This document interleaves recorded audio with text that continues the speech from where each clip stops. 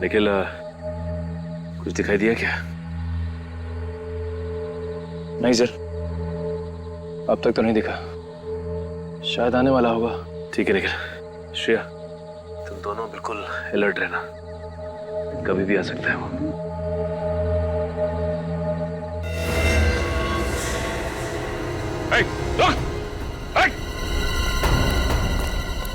क्या हुआ सर?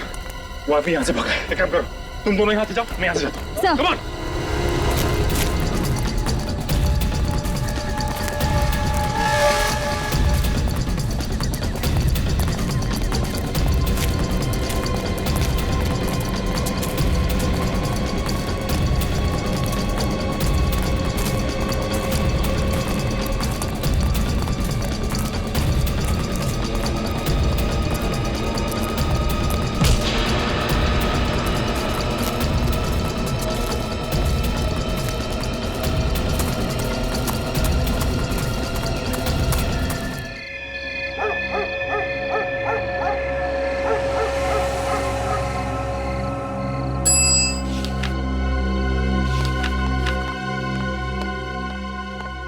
जी मैडम। हाँ रघु, कल की मीटिंग फिक्स है ना? वो बाहर गांव के टूरिस्ट के साथ ना मैडम, वो तो फिक्स है, कल सुबह 11 बजे। ये मीटिंग इस गांव के विकास के लिए बहुत जरूरी है। जी मैडम। ठीक है, ये फाइल अभी के अभी कलेक्टर ऑफिस भिजवा दो। जी मैडम। मैडम 10 बज चुके हैं और अभी तक आपने खाना भी नहीं खाया है। मैं कुछ मंगवाऊं आपके लिए? नहीं, मैं घर जाके ही खा लूंगी। अच्छा सर, वॉचमैन को बुलाओ। बिल्कुल। किशोर,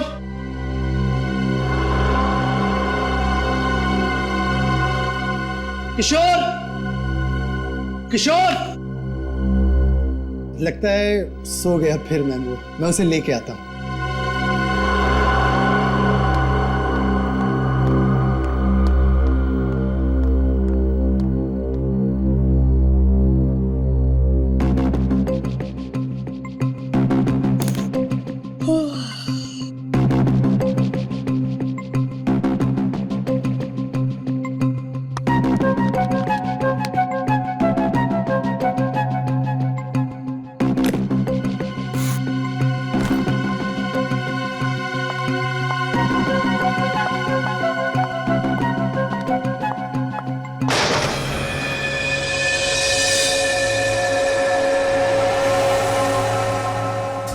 ये कैसी आवाज थी?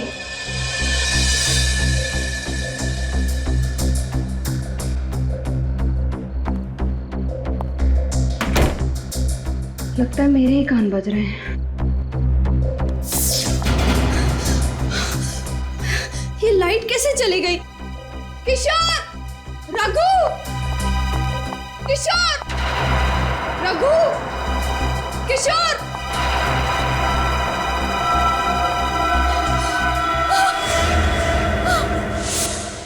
कौन है वहां पे? सामने क्यों नहीं आते? देखो, सामने आ जाओ, वरना तुम्हें ये मजाक बहुत भारी पड़ेगा। बचाओ! किशोर! रघु! बचाओ! क्या हुआ मैडम? मैं हूँ किशोर। मैं तुम्हें कब से आवाज दे रही हूँ, तुम्हें सुनाई नहीं दे रहा क्या? अरे मैडम माफ करना, नींद आ रही थी इसलिए चाय पीने चला गया। लेकिन आप क्यों डर रही हो? क्या हुआ? यहाँ कोई है। कौन है? अभी मैंने एक बहुत ही भयानक परछाई देखी। भयानक परछाई? बहुत ही बड़ी परछाई। कहाँ पर थी? वहाँ?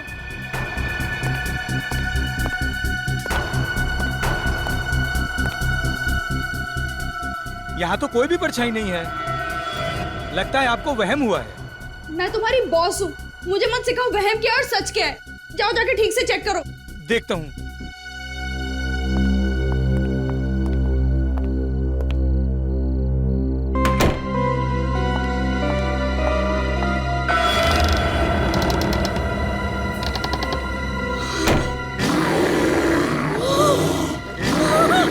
बॉस बताना, बॉस बताना, बचाओ, बचाओ। अरे चलना यार, क्या कर रही है तू? चल चल।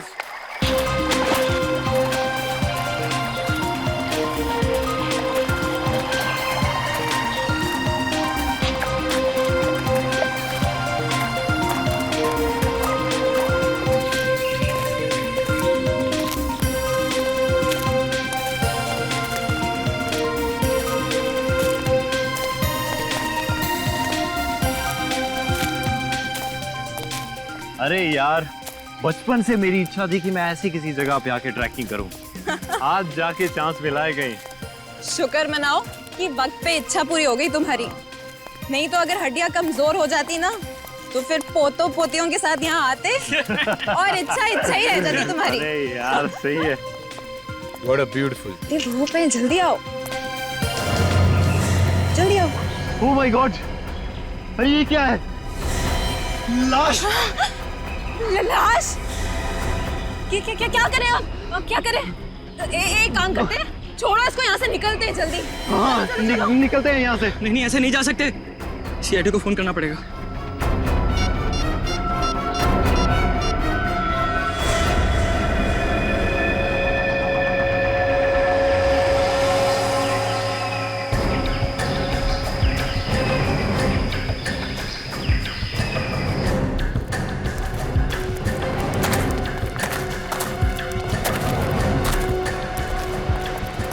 अरे थोड़ा पीछे जाइए, आइए,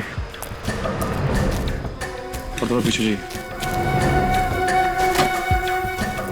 ये सीट तो पूरी तरह कुचल दिया गया है। पलटा।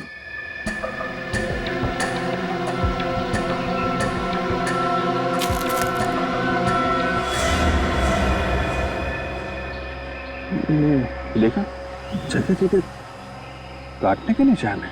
सर इस तरह तो कोई जंगली जानवर ही मार सकता है।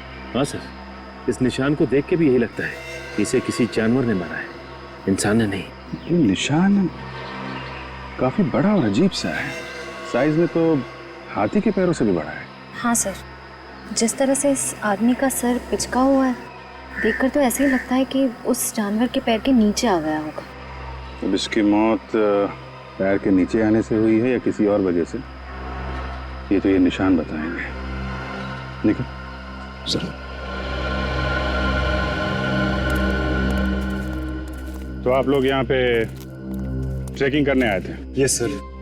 सर आए तो हम ट्रैकिंग के लिए ही थे, पर सर अगर हमें पहले से पता होता कि यहाँ पर कोई लाश मिलेगी तो हम भूल कर भी यहाँ नहीं आते सर। हाँ, और हमारा तो कल रात में ट्रैकिंग का प्लान था, मगर मगर क्या? हमारे लिए तो जगह बिल्कुल ही अनजान है। रात के अंधेरे में अजीब अजीब सी आवाज सुनाई देने लगी और हमारी हिम्मत टूट गई। और सब हमने तो पूरी रात गाड़ी में ही गुजारी। हाँ, और हम पूरी रात गाड़ी से नीचे भी नहीं उतरे। सर वो निशान तो मैंने उठा लिया, लेकिन उसके अलावा एक निशान और मिला है सर। ये देखिए।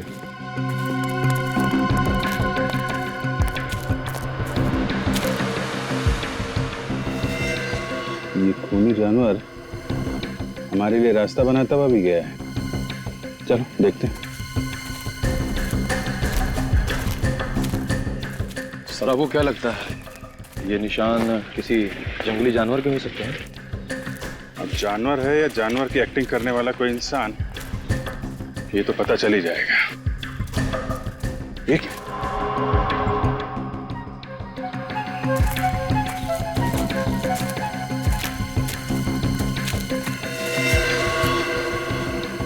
दोनों पैरों के निशान यहाँ पे खड़ा हुआ था क्या? यहाँ आसपास चेक करो जरा।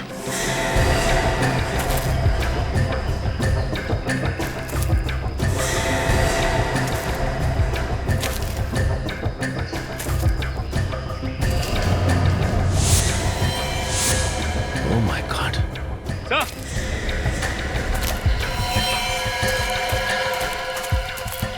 हाँ सचिन। सर एक और आदमी की लाश। माय गॉड, इसका भी सर कुचल दिया गया है। जरा बॉडी पलटो।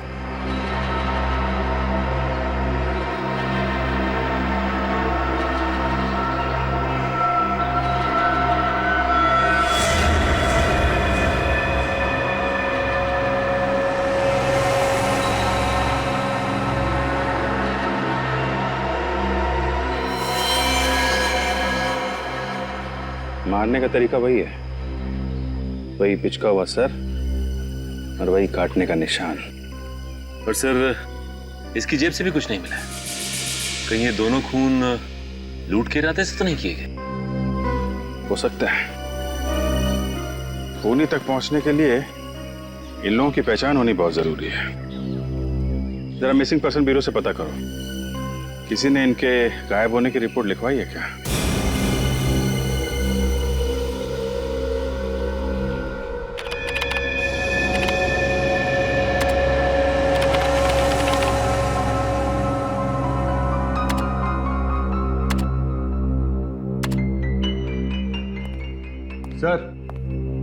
सर पूरे 350 जानवरों के पैरों के निशान चेक कर चुका हूं, लेकिन जो निशान हमें लाश के पास मिले हैं वो किसी भी जानवर के नहीं। ये क्या चक्कर है? जानवर के भी निशान नहीं है, आदमी के भी नहीं है। मैं कुछ बोलूं? नहीं, बिल्कुल नहीं। मुंह मत खोलना तुम फ्रेडी। अरे एक बार सुन तो लीजिए सर। एक ही बात, मगर अगर तुम्हारे मुंह से आत्मा शब्द निकला ना तो मुझसे बुरा कोई नहीं होगा, याद रखना। वाइफ की कसम आत्मा का नाम नहीं लूंगा, क्योंकि आत्मा के पैरों के निशान तो होते ही नहीं है। बताओ जल्दी। ये पैरों के निशान के साइज देखकर तो ऐसा ही लग रहा है कि ये पैर किसी राक्षस या दानव के होंगे। आत्मा का नाम नहीं ले रहा हूं सर। आत्मा और दानव में उतना ही फर्क होता है जितना गन और राइफल में होता है। हो गया, बस बंद करो अपनी कहानियों की दुकान, समझे? सर उन दोनों मरने वालों के बारे में पता चल गया है। कौन है वो दो? सर पहली लाश अरुण की है जो विद्यानगर में रहता था, दूसरी लाश महेश की है जो वैशाली नगर में रहता था। विद्यानगर और वैशाली नगर, ये दोनों तो शहरी लोग थे सर। तो फिर रेवागढ़ जैसे गांव में क्या करने पहुंच गए होंगे? ये तो अरुण और महेश के घर वाले ही बता सकते हैं। मुझे अब तक यकीन नहीं हो रहा कि अरुण अब कभी वापस नहीं आएंगे। प्लीज संभालिए अपने आप को। हम वादा करते हैं कि आपके पति के खूनी को जल्द से जल्द पकड़ लेंगे। मम्मी, पापा वापस आ गए? नहीं बेटा, वो अभी नहीं आए। अब आप ही बताइए, क्या जवाब दूं मैं इस मासूम को जब ये हर पल अपने पापा को याद करेगी, पूछेगी कि वो कब आएंगे। हम आपकी तकलीफ समझ सकते हैं, लेकिन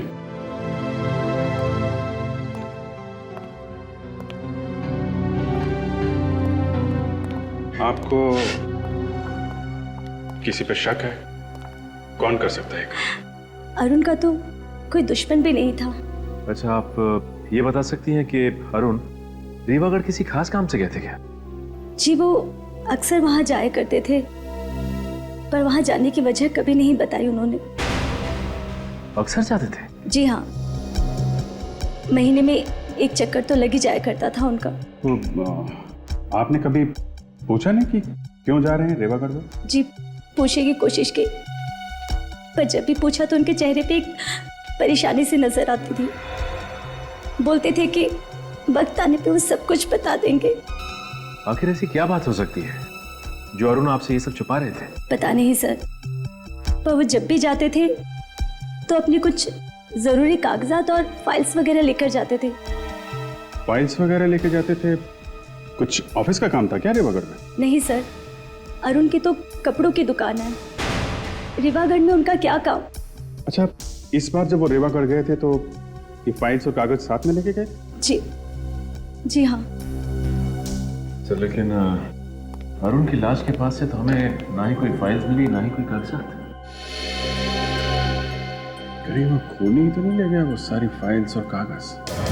सर महेश के घर वालों को भी नहीं पता कि वो रीवागढ़ क्यों गया। कोई तो खास वजह थी भी नहीं जो ये दोनों वहां पहुंच गए। कोई तो है वहां पर जिसने इन दोनों की मौत की कहानी लिख कर रखी थी। बड़ी जल्दी आ गए आप लोग। सालुंखे, तूने 11 बजे बुलाया, हम लोग 11 बजे पहुंच गए। लगता है सालुंखे साहब का होमवर्क अभी तक कंप्लीट नहीं हुआ है, उन्हें थोड़ा टाइम चाहिए। सालुखे हमेशा वक्त से 1 मिनट आगे चलता है फ्रेडी। वो तो बॉस, मुझे लगा कि केस इतना पेचीदा है कि शायद आप लोगों को इस बार थोड़ा ज्यादा वक्त लगे। देख सालुंखे, फिलहाल तो हमें सिर्फ इतना ही पता है कि इन दोनों के सिर बहुत ही बुरी तरह से कुचले गए हैं अब इसके आगे क्या है ये तू बताएगा। बॉस, मौत तो इनकी सर फटने की वजह से ही हुई है, दोनों की। किसी ने इतना जबरदस्त वार किया इनके सर पर कि सर का तो। हाँ साड़ू के पता है। इसका एक ही मतलब है कि ये काम किसी जानवर का नहीं, इंसान का है, क्योंकि जानवर पत्थर उठाकर पटकेगा नहीं, ये काम इंसान ही कर सकता है। हाँ बॉस, लेकिन अगर ये किसी इंसान ने किया है तो फिर इनके हाथों पर ये काटने के और ये खरोंचों के निशान कैसे हैं?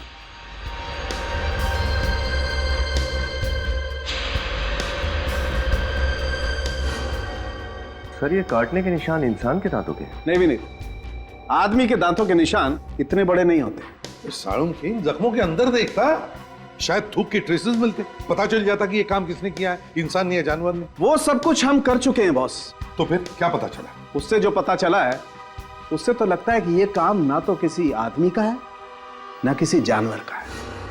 ये खून किसी पेड़ ने किया है, पेड़ ने। क्या? पेड़ ने? ये कैसे हो सकता है सर? क्योंकि इस जख्म में से हमें ये मिला है। ये किसी थूक है जख्मों में? इतनी गाढ़ी थूक? ये थूक नहीं है फ्रेडी, ये गोंद है बॉस, गोंद। क्या कहा? गोंद? हाँ सर, वो वाली गम जो पेड़ के तने से निकाली जाती है। पेड़ के तने से? इन दोनों के जख्मों में?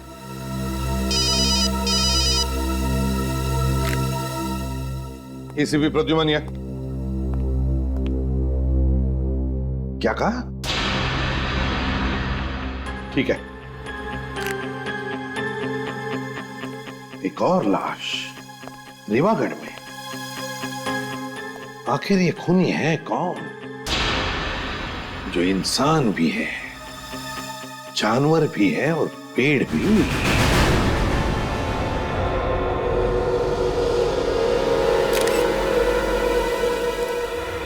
बताइए, आपको पता कब चला यहाँ पे लाश पड़ी हुई? सर यहाँ से मैं अपने घर की तरफ जा रहा था, तभी अचानक मेरी नजर इस लाश पर पड़ी, और जब मैंने लाश को पलट कर देखा तो मेरे तो होश ही उड़ गए। बहुत उम्मीद थी सोनाली जी से साहब कि वो हमारे गांव को शहर से भी आगे लेकर के जाएंगे, मगर हमारे सपनों पर पानी फिर गया साहब। कितना टाइम हुआ था सोनाली जी को यहाँ की तहसीलदार बने हुए? सर यही करीब कोई 2 महीने हुए हैं, लेकिन इन 2 महीनों में उन्होंने गांव के विकास के लिए इतना कुछ कर दिया जितना कि हमारे गांव के लिए आज तक बड़े बड़े लोग भी नहीं कर पाए।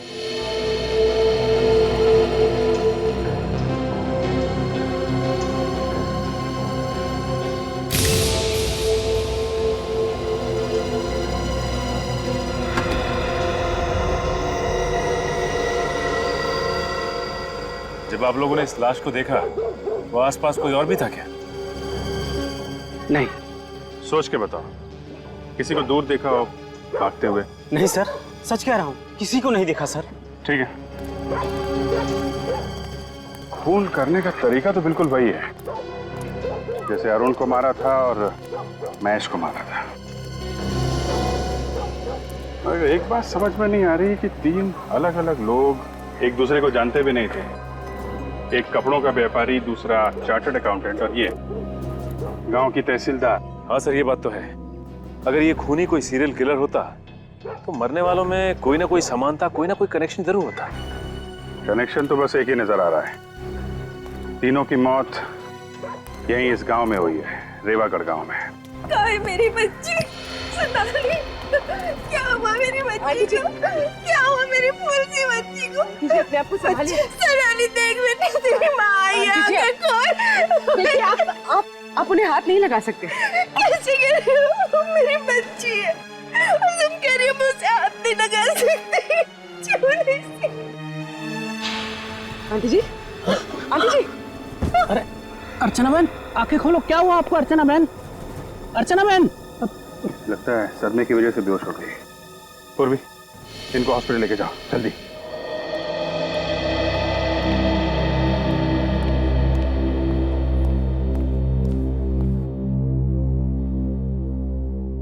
दोबारा बीपी चेक करने से पहले फिर से दवा देना और प्रेशर चेक करके मुझे रिपोर्ट करना। डॉक्टर साहब, अब तबीयत कैसी है इनकी? बेटी की मौत के सदमे की वजह से थोड़ा ब्लड प्रेशर लो हो गया था, अभी ठीक है। बात कर सकते हैं इनसे? हाँ हाँ जरूर। प्लीज। आंटी कैसी हैं? जिस बदनसीब औरत से उसकी जवान बेटी रातों रात छिन जाए, वो कैसी हो सकती है? आप पे क्या बीत रही है हम लोग समझ सकते हैं, मगर जिस माँ से वो औलाद छिन जाए जिसे उसने जन्म दिया है, पाला है, पोसा है, उसका दर्द तो सिर्फ एक माँ ही समझ सकती है। सोनाली बिटिया को जिसने भी मारा होगा ना, उसको नरक में भी जगह नहीं मिलेगी। आप जी मैं ये हरीश भैया है। मेरे पति रवि की मौत के बाद इन्होंने ये सोनाली को बाप से बढ़कर प्यार किया है। रवि मेरे बचपन का दोस्त था साहब। आप लोगों को किसी पे शक है? किसका काम हो सकता है ये?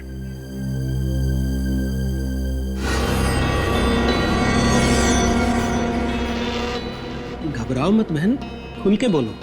जब सीआईडी खुद यहाँ है तो डरने की क्या जरूरत है? घबराइए मत, बताइए हमें किसने खून किया सोनाली का?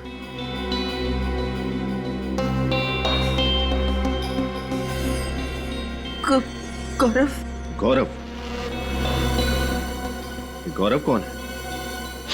सोनाली का दोस्त, और जल्द दोनों शादी करने वाले थे। ये गौरव और सोनाली एक दूसरे से प्यार करते थे? प्यार तो सोनाली करती थी, गौरव को प्यार था तो सिर्फ और सिर्फ सोनाली के पैसों से। जब भी मैं पैसे बनता तभी तुम्हारे पास पैसे क्यों नहीं होते यार? तुम चिल्लाओ मत, मुझे तुम्हें हर महीने पैसे देने, मुझे माँ को भी पैसे देने, मैं इतने पैसे कहाँ से लाऊं? ये पहली बार दे रही हो क्या यार? तुम तुम्हारे माँ के लिए तुम्हारे पैसे सबके पास हो, मेरे लिए पैसे नहीं है तुम्हारे पास? मुझे नहीं बात करनी है तुमसे। अगर तुम्हें पैसे नहीं देने मत तो मेरे नाटक नहीं करो मेरे सामने। गौरव प्लीज। तो गौरव सोनाली को पैसों के लिए परेशान करता था? गौरव से ज्यादा लालची इंसान मैंने आज तक नहीं देखा। पैसा पैसा पैसा, मेरी फूल सी बच्ची की जिंदगी में उसने कांटे ही कांटे भर दिए। सोनाली का खूनी वही है। तो आपने सोनाली से कहा नहीं कि वो गौरव को छोड़ दे? कई बार कहा, लेकिन कहते हैं ना कि प्यार अंधा होता है, इसलिए मोहब्बत के आगे माँ बाप दुश्मन लगने लगे। गौरव के अत्याचार बेचारी चुपचाप सहती रही। ये गौरव रहता कहाँ है? यही गांव में किसी घर में पीछे पीछे आ गया सोनाली के।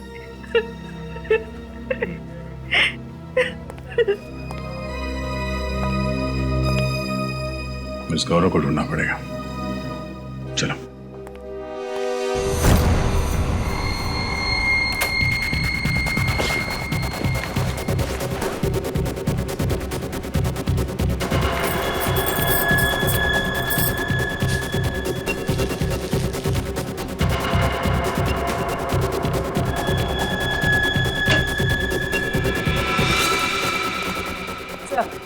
ये गौरव का घर। ये तो वैसे सुनो, ये गौरव है अंदर? मैं भी जल्दी में बात करने लगा। अरे सुनो तो जरा, एड्रेस तो बता दिया। कौन सा एड्रेस? सीआईडी ब्यूरो का एड्रेस।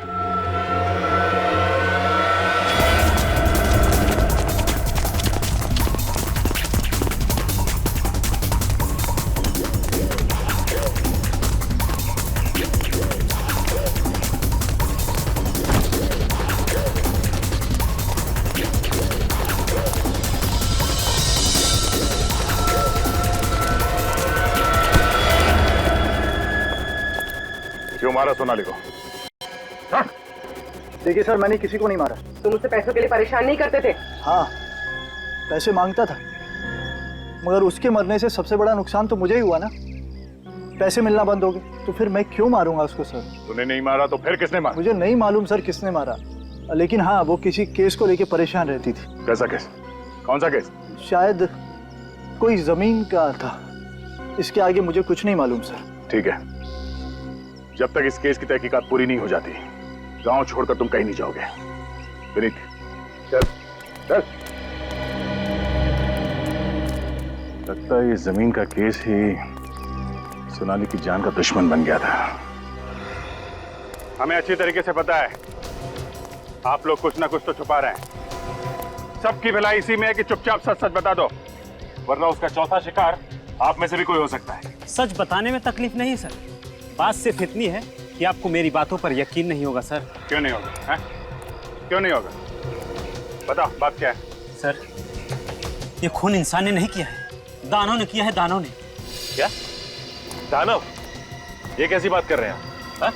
देखा सर, मैंने कहा था ना आपको मेरी बातों पर विश्वास नहीं होगा।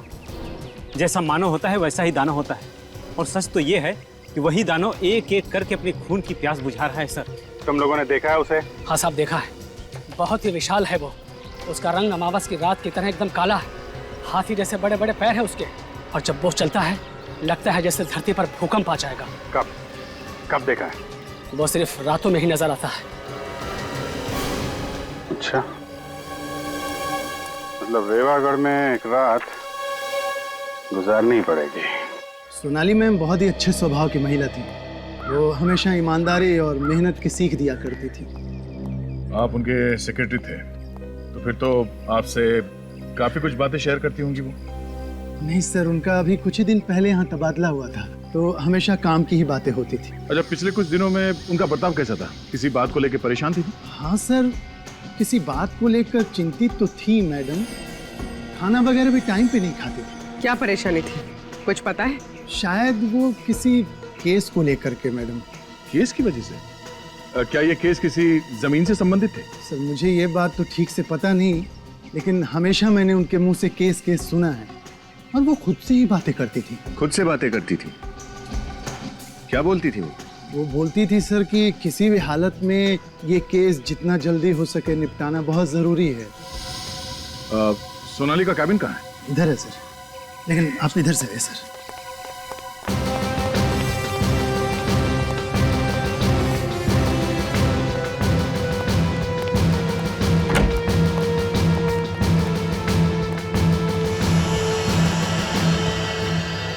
एक एक फाइल, एक एक कागज को अच्छी तरह से देखो।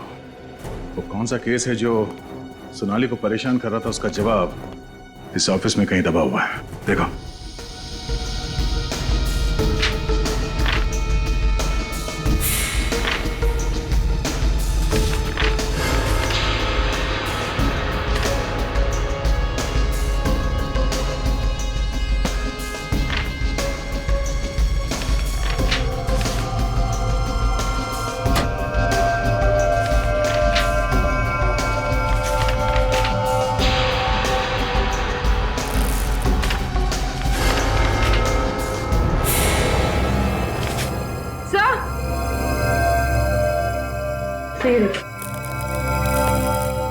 सर चले हुए पेपर्स। मगर सर, कोई कागज जलाकर यहाँ क्यों फेंकेगा? वो शायद इसलिए बने क्योंकि सोनाली की मौत का राज इन कागजों में दफन था। सर ये देखिए, आधी जली हुई फाइल। यहाँ कुछ छपा हुआ है। सर शायद पहले पेज की स्याही का प्रिंट इस फाइल पे छप गया है। हाँ, रुको, यहाँ। क्या हुआ सर? क्या ये सब? ये फाइल और ये कागज किसने जलाया? सरकारी फाइल जला दी किसी ने? ये किसने किया सर? ये तुम हमसे पूछ रहे? या ऑफिस में तुम रहते हो या हम? हाँ सर, लेकिन मैम। सोनाली के कैबिन में सबसे ज्यादा तुम्हारा ही आना जाना होता था ना? बिल्कुल मैम, लेकिन मैं फाइल क्यों जलाऊंगा? कहीं सोनाली मैम नहीं तो नहीं? वाह, ये अच्छा है। जो मर गया उसी के सर पे इल्जाम डाल दो। क्यों? सर वाकई मुझे पता नहीं कि ये किसका काम है सर। ये फाइल देखो। क्या तुम बता सकते हो फाइल किस चीज की है?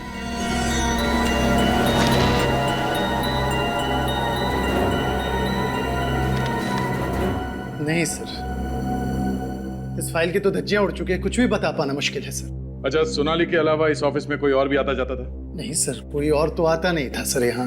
मतलब जरूर किसी ऑफिस वाले का ही हाथ है सोनाली के खून में। ऑफिस वाला? हाँ, बाहर का कोई आदमी तो आसानी से आ नहीं सकता, तो कोई अंदर वाला ही दगाबाज है। मगर कौन सर? वो तो ये फाइल पढ़ने के बाद पता चल जाएगा। डॉक्टर सालों के पता लगा ही लेंगे कि फाइल है किस चीज की।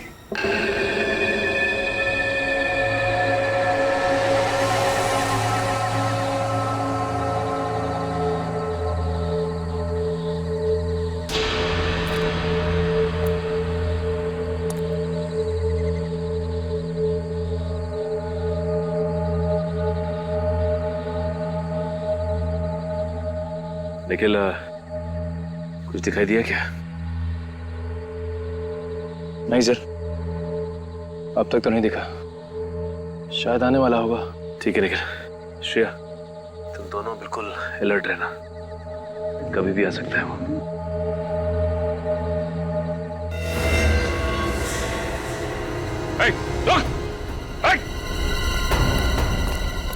क्या हुआ सर? वो अभी यहाँ से भागा है। एक काम करो, तुम दोनों यहाँ से जाओ, मैं यहाँ से जाता हूँ। सर। Come on!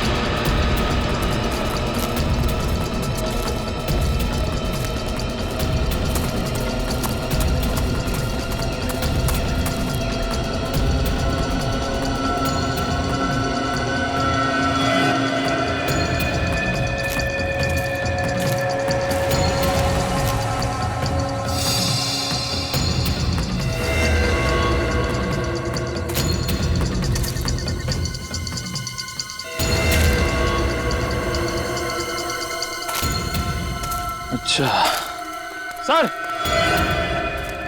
निखिल क्या हुआ? सर वो तो हाथ नहीं लगा, लेकिन एक तोहफा हमारे लिए छोड़ गया। तो ये है उस खूनी के कॉस्ट्यूम का फटा हुआ टुकड़ा। सर इस पर तो खून भी लगा हुआ है। हाँ सर, भागते वक्त पेड़ से टकरा गया था, उसके दाहिने कंधे पे चोट भी लगी है और एक कपड़ा उसी वक्त फटा है सर। तो अब ये फटा हुआ कॉस्ट्यूम का टुकड़ा उसे फांसी के फंदे तक ले जाएगा। सालू के साहब, कहीं ऐसा ना हो कि जो थोड़े बहुत शब्द बचे इस फाइल में वो भी उड़ जाए। एक मिनट, चुपचाप खड़े रहो और जो कर रहा हूं देखते जाओ।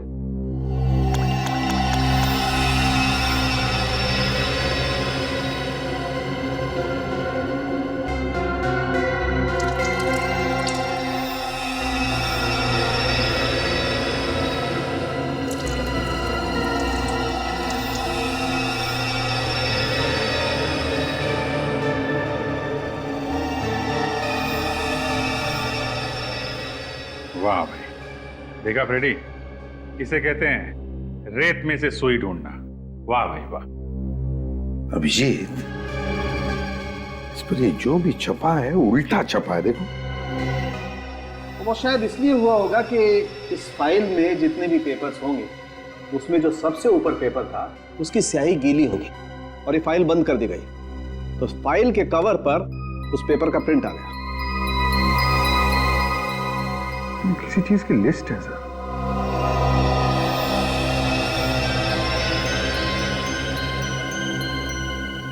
तारिका, जरा मिरर लाना था।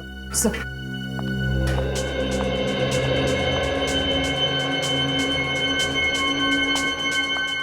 यहां पकड़।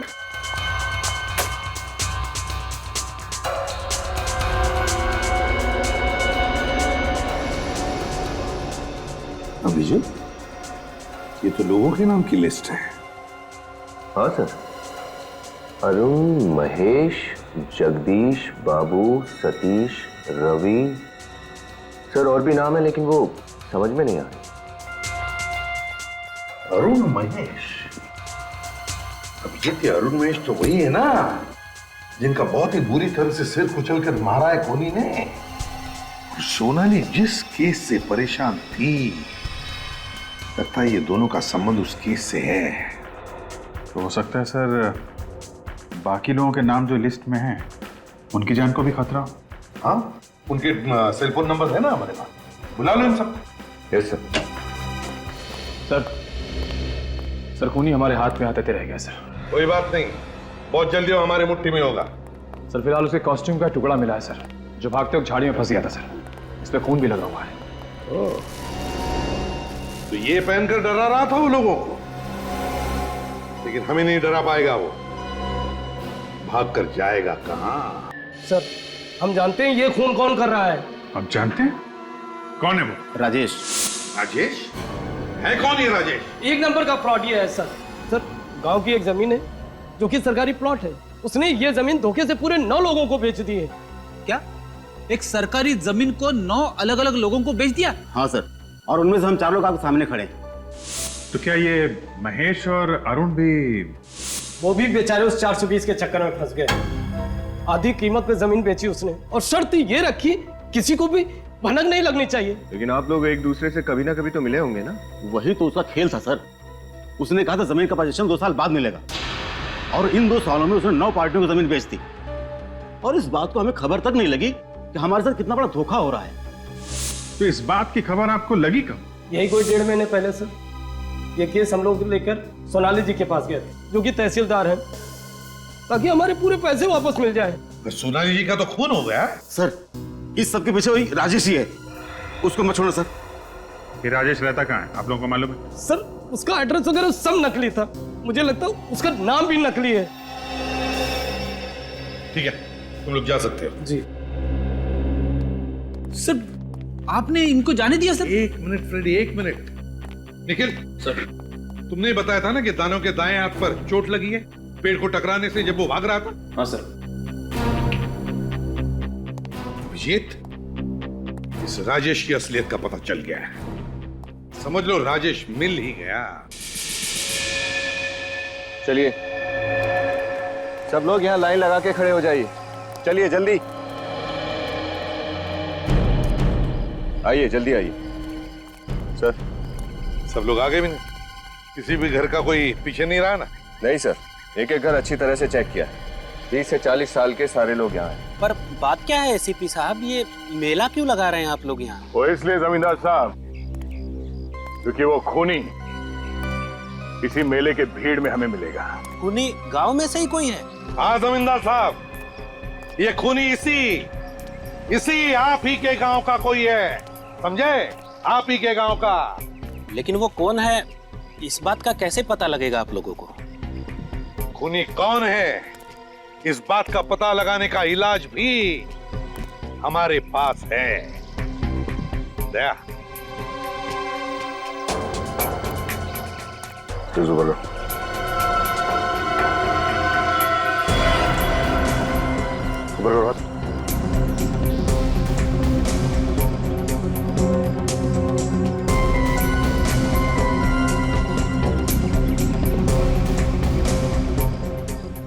क्या देखते साहब?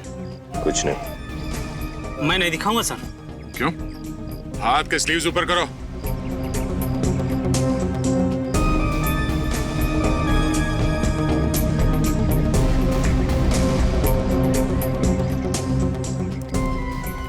बोलो।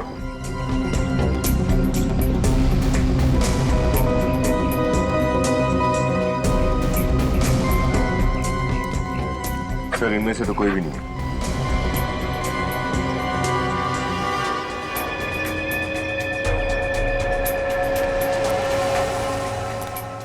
अपनी स्लीव से खोल कर। आप मुझे भी चेक करेंगे साहब? क्यों? तुम कोई स्पेशल हो?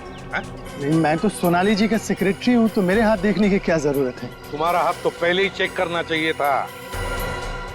हाथ करो। हाँ, लेफ्ट नहीं राइट।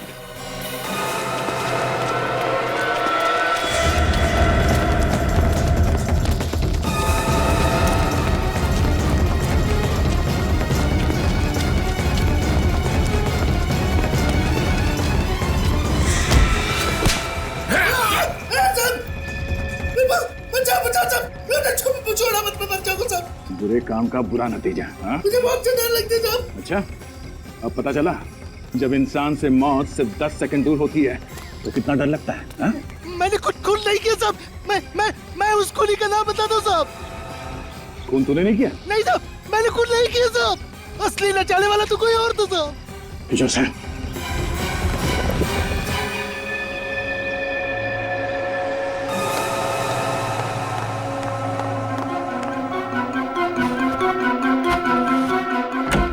अरे हरीश जी, बोरिया बिस्तरा बांधकर कहाँ भागने की तैयारी हो रही है? भागने की तैयारी नहीं, वो घर बिखरा हुआ था, सोचा सामान समेट लेता हूँ। अच्छी आदत है, बहुत अच्छी आदत है। हमें भी आदत है साफ सफाई करने की, आप जैसे लोगों को जेल भेज के समाज की साफ सफाई करने की। बिहारी जी,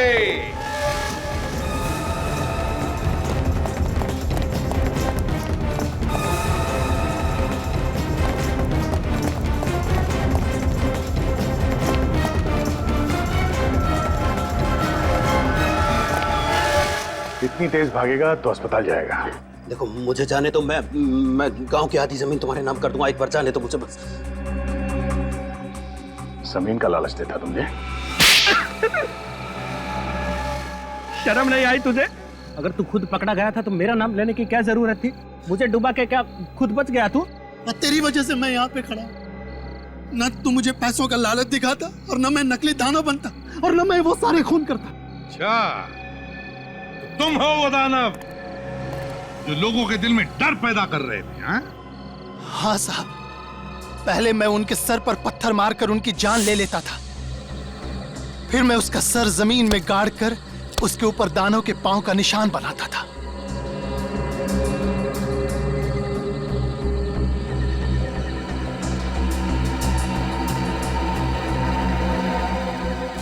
फिर उनके जख्म पर पेड़ का गोंद लगाता था ताकि लगे कि यह दानव की थूक है, पर मैं तो सिर्फ मारता था साहब। यह सारा प्लान इसका था, इसने मुझसे कहा था। अगर ये तुम्हें कुएं में कूदने के लिए कहता तो क्या कूद जाते? जितने भी खून हुए ना, जितने भी, उसके तुम भी जिम्मेदार हो, और तुम भी राजेश। राजेश? हाँ राजेश उर्फ हरीश। 9 लोगों को तुमने फंसाकर उन्हें एक ही जमीन बेची और फिर एक एक करके उन 9 लोगों को खत्म करना शुरू कर दिया इस दानव के जरिए। तो क्या करता मैं साहब? मेरा भांडा फूटने वाला था। हर दूसरे दिन कोई ना कोई पार्टी आ जाती थी जमीन पे। अब धीरे धीरे लोगों को पता चलने लगा कि मैं बेईमान हूँ और लोग मुझे ढूंढने लगे। तो इसीलिए तुमने दानव की अफवाह फैलाकर खून करवा दिया, हाँ? ताकि बाकी के लोग दानव के डर से वापस आए नहीं। हाँ साहब, सोनाली को भी मैंने ही मरवाया क्योंकि वो इस केस की तहकीकात कर रही थी। ये सब किस लिए किया तुमने? उन पैसों के लिए जो तुमने गलत तरीके से कमाए, गलत तरीके से। उन पैसों की कीमत तुम्हारी जिंदगी से ज्यादा थी या नहीं, इसका जवाब तो तुम्हें जरूर मिलेगा फांसी पर चढ़ने से पहले।